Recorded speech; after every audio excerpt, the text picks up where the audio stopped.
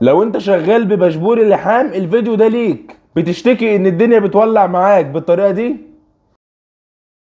يبقى هنعمل لك الفكره دي. بنجيب معلقه، تمام، وبنجيب افيز، تمام، معلقه من البيت عند حضرتك وافيز، وبتشكل المعلقه بالطريقه دي كده، بحيث ان هي تصد النار، توجهها قصاد البشبوري بالطريقه دي كده، تمام، المعلقه اهي، تمام، وهنا خروج النار بالطريقه دي كده، وتعمل الافيز بتاعك تجمد عليها زي الفل، تبقى معاك بالطريقه دي كده، وما يحصلش معاك المشاكل اللي انت شفتها دي.